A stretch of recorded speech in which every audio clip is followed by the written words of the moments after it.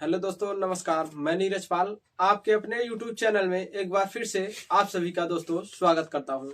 देखिए दोस्तों, आज हम पढ़ेंगे दोस्तों कक्षा 10वीं का दोस्तों विद्युत चैप्टर से दोस्तों, जो कि इस बार बोर्ड एग्जाम में ये ऑब्जेक्टिव क्वेश्चन आना तय है।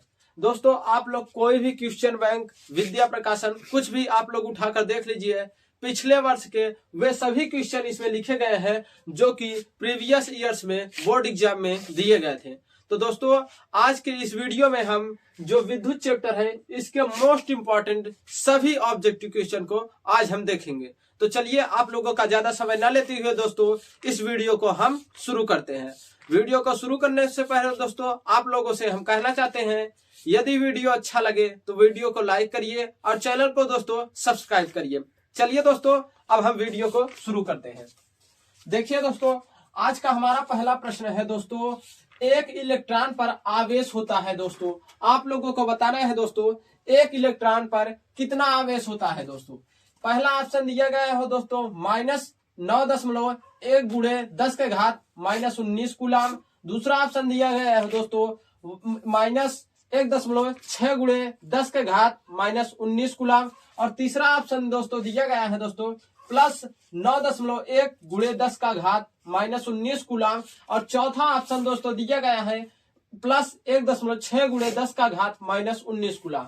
अब दोस्तों आप लोगों को पता होगा जो इलेक्ट्रॉन पर आवेश होता है वह दोस्तों माइनस में होता है। तो यह दोनों ऑप्शन जो कि प्लस में है, ये दोनों ऑप्शन हम नहीं लेंगे।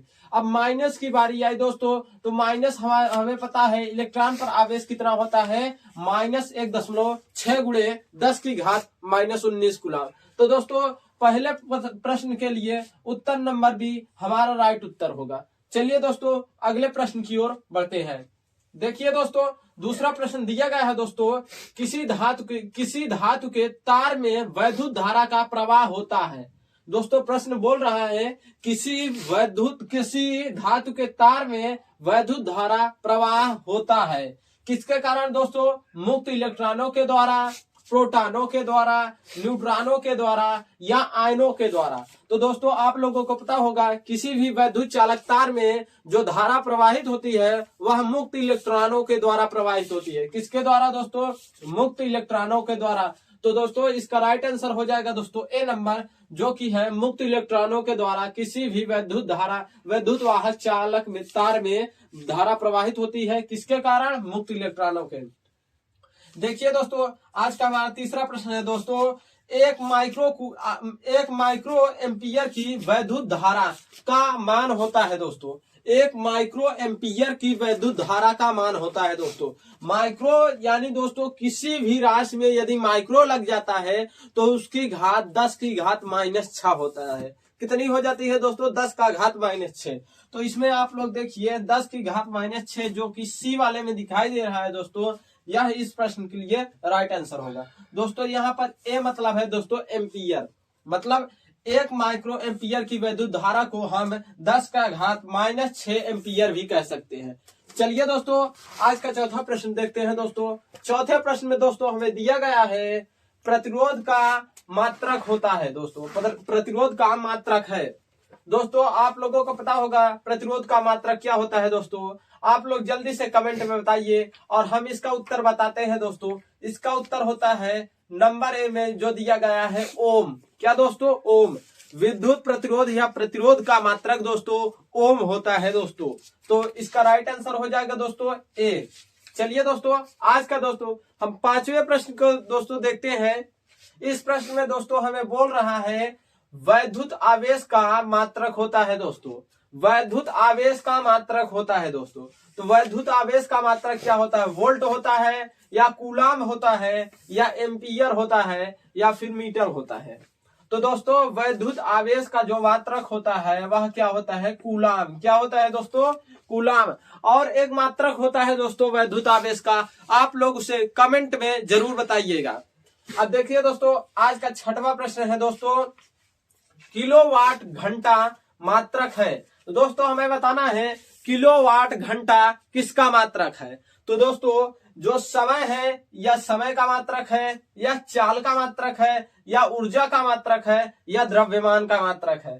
तो दोस्तों समय का मात्रक तो टी, यानी दोस्तों समय का मात्रक जो होता है सेकंड होता है। क्या होता है दोस्तों?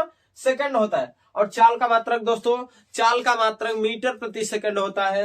और दोस्तों द्रव्यमान का मात्रक होता है मोल। क्या होता है? सॉरी दोस्तों, द्रव्यमान का मात्रक होता है दोस्तों किलोग्राम। क्या होता है दोस्तों? किलोग्राम। तो इस प्रकार दोस्तों यह जो तीसरा आंसर होगा ऊर्जा, ऊर्जा किसका मात्रक, सॉरी दोस्तों किलोवाट किसका मात्रक है, तो वह हो जाएगा ऊर्जा का। किसका मात्रक है? ऊर्जा का। तो इसके लिए राइट आंसर हो जाएगा सी वाला ऑप्शन दोस्तों।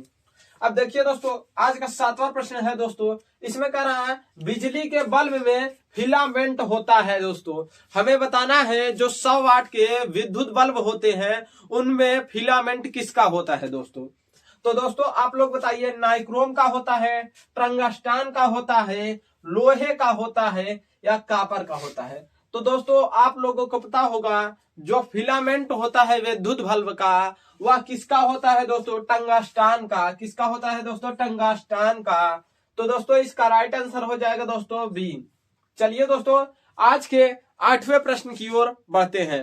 देखिए दोस्तों आज का 8वां प्रश्न है दोस्तों, ओम के नियम का सूत्र है दोस्तों। आप लोगों को पता होगा ओम के नियम का सूत्र होता है V बराबर आई आर। क्या होता है दोस्तों? V बराबर आई आर, जिसमें दोस्तों V जो है वह विभवांतर होता है। क्या होता है दोस्तों? विभवांतर। और दोस्तों जो I होता है वह क्या होता है? धारा। क्या होता है दोस्तों? धारा, जिसे वैद्युत धारा भी कहते हैं। और दोस्तों जो R है वह क्या है? वह है प्रतिरोध। क्या है दोस्तों? प्रतिरोध। आशा करते हैं दोस्तों यह प्रश्न भी आप सभी को समझ में आया।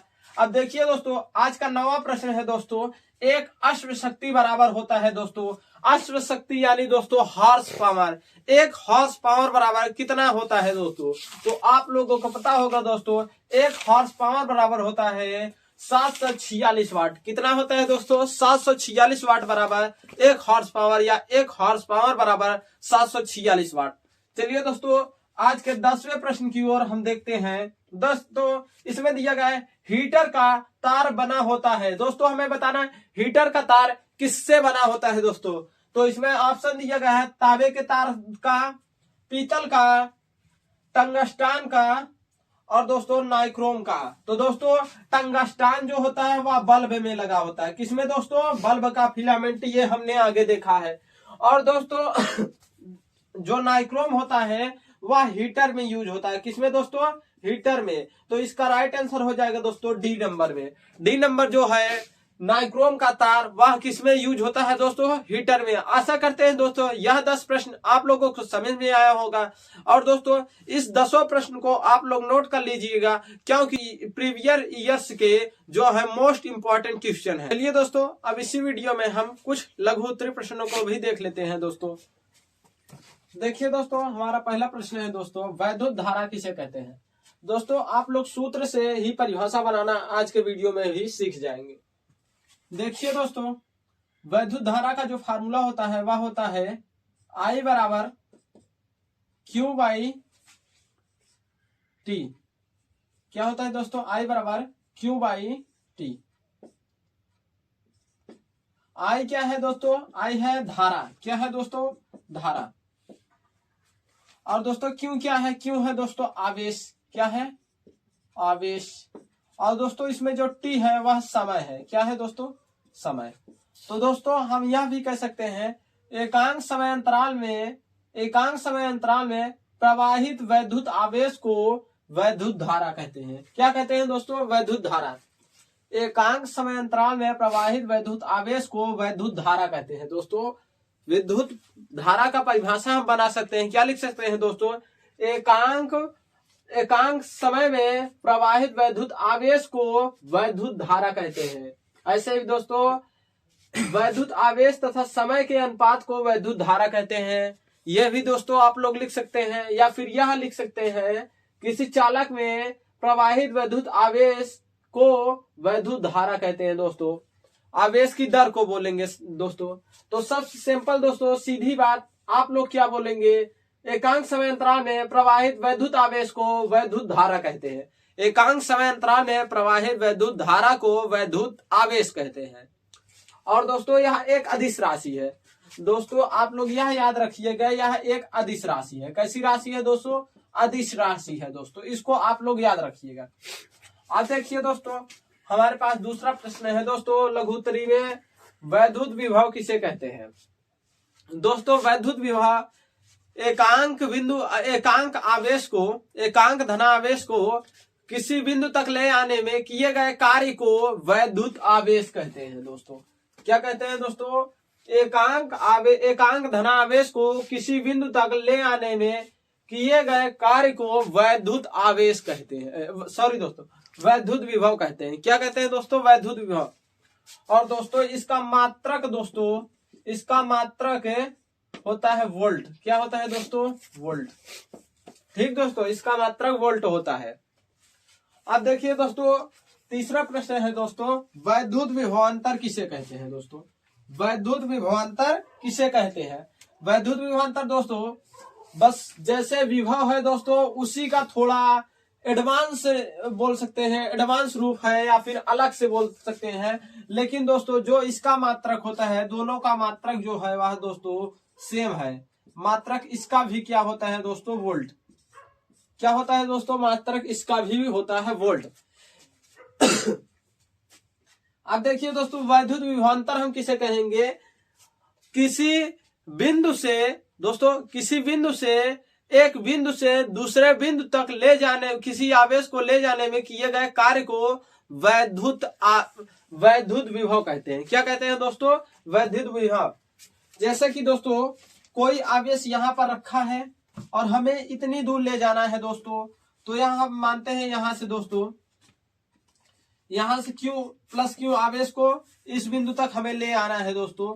तो यहाँ से यहाँ तक ले जाने में जो दोस्तों कार्य करना पड़ेगा, क्या करना पड़ेगा दोस्तों? कार्य, उसे हम क्या कहेंगे? वैद्युत विभवांतर कहेंगे। क्या कहेंगे दोस्तों? वैद्युत विभवांतर कहेंगे। किसी आवेश को एक बिंदु से दूसरे बिंदु तक ले जाने में किए गए कार्य को ही वैद्युत विभवांतर कहते हैं। क्या कहते हैं दोस्तों? वैद्युत विभवांतर कहते हैं। ठीक दोस्तों, आप लोगों को यह भी प्रश्न समझ में आया होगा।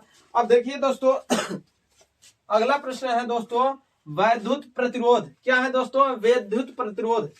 दोस्तों वैद्युत प्रतिरोध आप लोग फार्मूला जानते होंगे दोस्तों, और दोस्तों आप लोग ऐसे भी इसको याद कर सकते हैं, वैद्युत धारा के मार्ग में उत्पन्न अवरोध को ही वैद्युत प्रतिरोध बोलते हैं। क्या कहते हैं दोस्तों? वैद्युत प्रतिरोध बोलते हैं। वैद्युत धारा के मार्ग में उत्पन्न अवरोध को ही दोस्तों वैद्युत प्रतिरोध बोलते हैं। जैसे कि दोस्तों हम कह सकते हैं कोई चालक तार है, इसमें धारा प्रवाहित हो रही है, तो वह धारा में जो प्रवाहित होने में, इलेक्ट्रॉनों को बहने में जो कार्य कर रहा है, उसे रोकने के लिए उसे हम वैद्युत प्रतिरोध कहते हैं। या फिर ऐसे भी दोस्तों इसे हम बोल सकते हैं, किसी पदार्थ का वह गुण जिससे कि वह इलेक्ट्रॉन की प्रवाह का विरोध करे। किसी पदार्थ का वह गुण जिससे कि वह इलेक्ट्रॉन के प्रवाह का विरोध करे, उसे वैद्युत प्रतिरोध कहते हैं। ठीक दोस्तों, और दोस्तों इसका मात्रक जो होता है दोस्तों, इसका मात्रक होता है ओम। क्या होता है दोस्तों? इसका मात्रक ओम होता है। अब देखिए दोस्तों, ओम का नाम आया है तो इनका हम नियम भी पढ़ लेते हैं। ओम का नियम क्या है दोस्तों?